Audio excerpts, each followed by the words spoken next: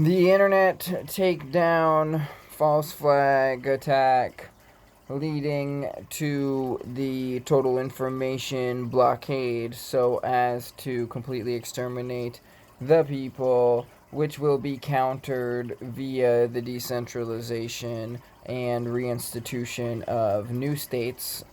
In a way, a secession movement is underway. Wow, there's a sentence for you, right?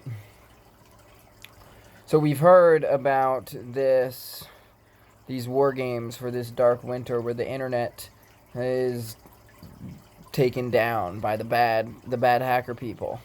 The result being that we have a dark winter, as it was all pre-planned, pre-advertised, just like the Rona apocalypse.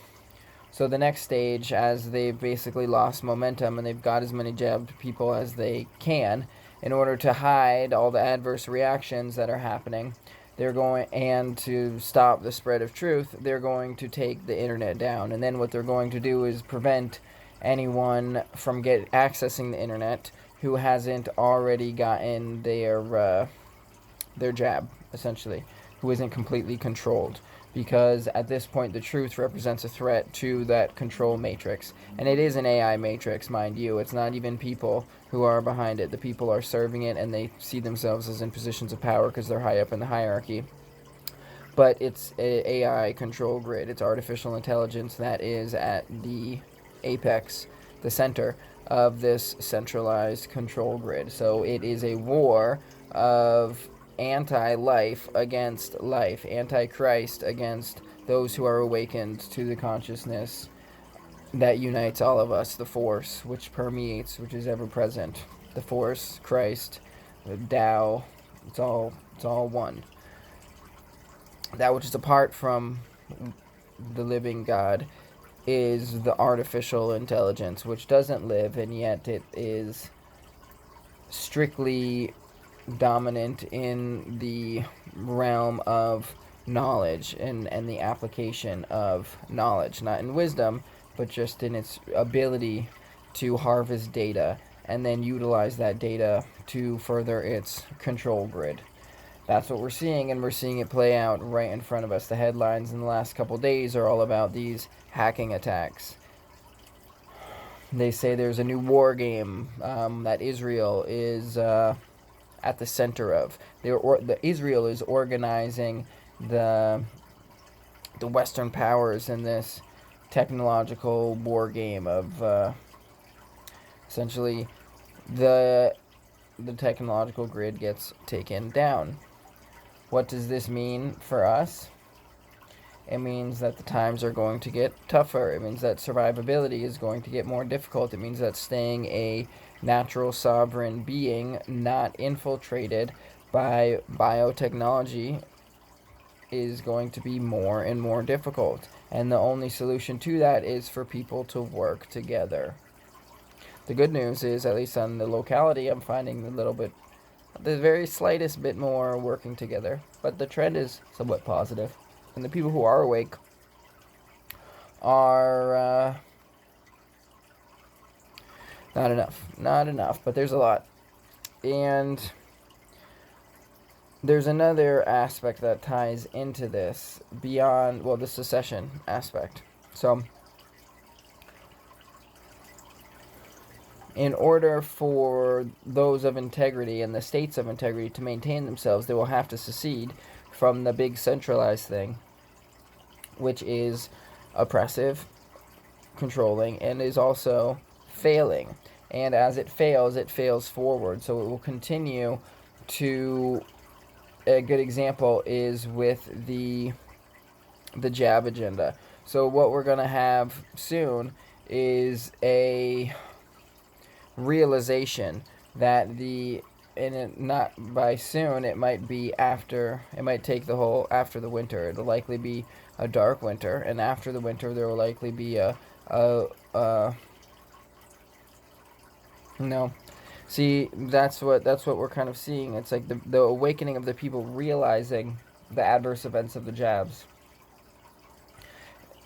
is happening. A lot of people have awoken to it, and a lot of it is from the pro sports, because you can't hide that the pro athletes are keeling over and dying or having to retire because of these heart issues, which has just happened this year post this whole jab agenda, and the media will try to cover it up, but the people are smarter than that. So the counter to the awakening of the people to the adverse events of the jab agenda is shutting down the internet, and it's a play. They might not make that play. If they don't make the play, as the people wake up to the reality that 70% of the people have debilitating conditions now that are going to be very costly.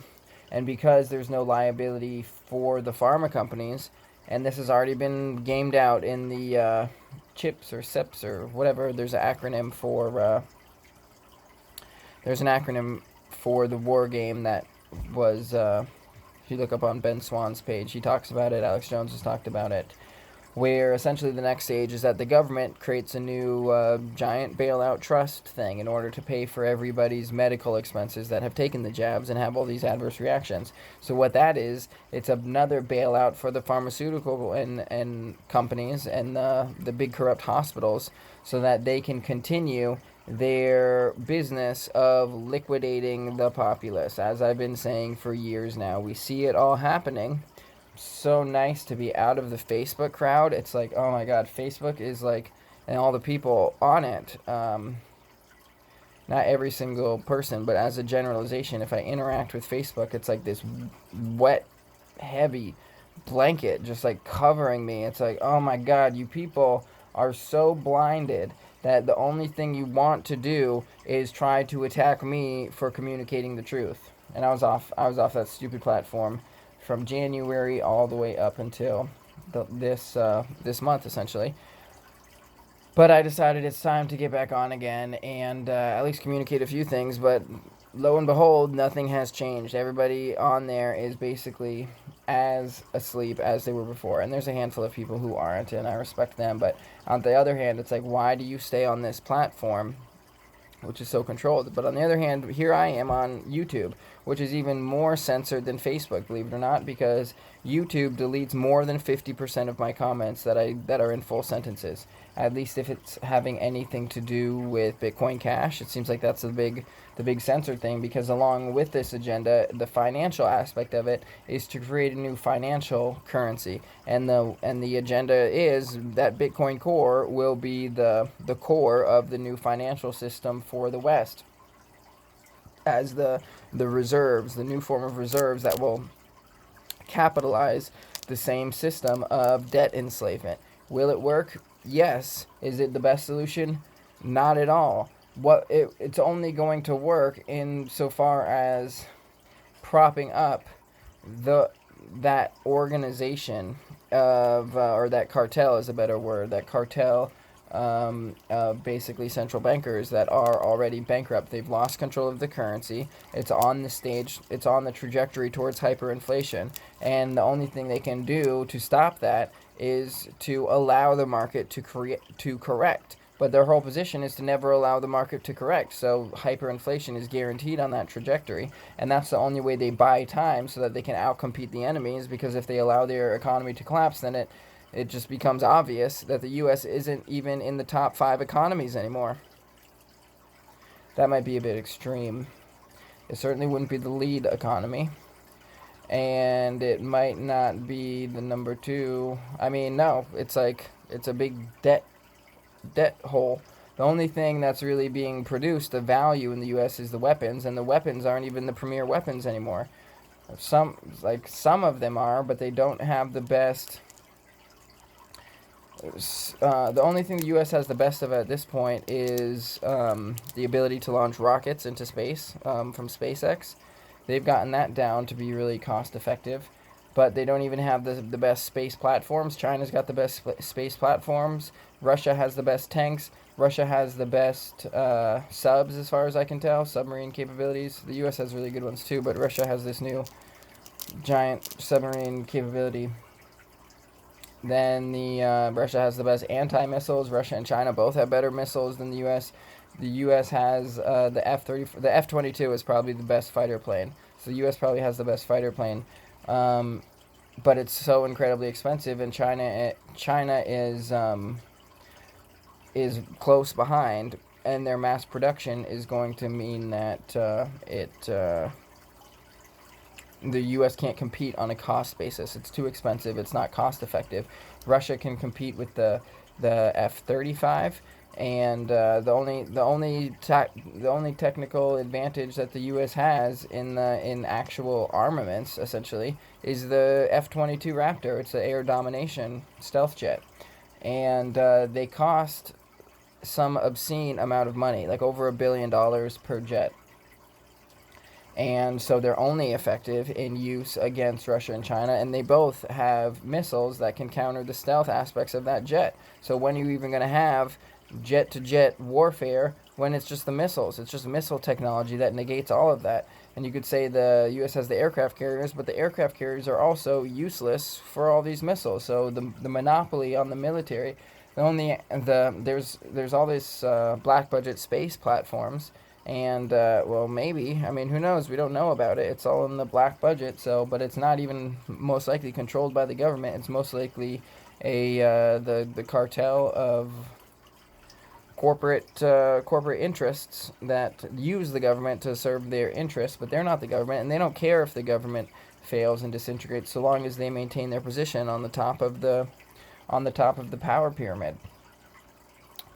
So we see it all happening before us. I mean, just watching a video talking about how these secession movements are sprouting up all over. And they're always like, which one's the first one to secede? And Allodium seceded from the United States of America in 2017. I mean, no one's going to talk about it, but that's the reality, and it has done it lawfully. That's the law of the state of Vermont, that any people or community has the lawful inherent right to form their own state, to reform their state, or to form a new state. That's what we've done, and Vermont was an independent republic before it joined the United States, and there was no conditions insofar as Vermont leaving the United States or anyone within Vermont forming a state of Vermont leaving the United States. There's no all the other states have clauses. Texas was the only other independent republic before joining the United States, the only sovereign state, the only other sovereign state other than Vermont. And Texas has all of these conditions as to how it can leave. Vermont doesn't have any conditions. So Allodium is its own sovereign state. It lawfully seceded and formed its own empowerment as an alternative to a government. It's a voluntary basis of empowerment. It has a system of adjudication, which is a peer form of government, but it's all the basis on which that is all voluntary, contract based, and consensual. So if anyone is listening to this and then they hear someone talk about, oh, the states are going to start seceding, it's like Allodium has already seceded like 4 years ago, just no one paid attention, and I wasn't too big about publicizing it, but I'm being more and more public in my communications at this point, as I will be through this winter, because it's inherently essential that the people are led. Believe it or not, I'm not trying to lead other people. I'm leading by example. I'm leading myself and leaving the door open to anyone else who wants to cooperate. But people require leadership, and leaders require teamwork and organization. That's what Allodium represents. That's what I'm doing here. I suppose that's all to share in this message.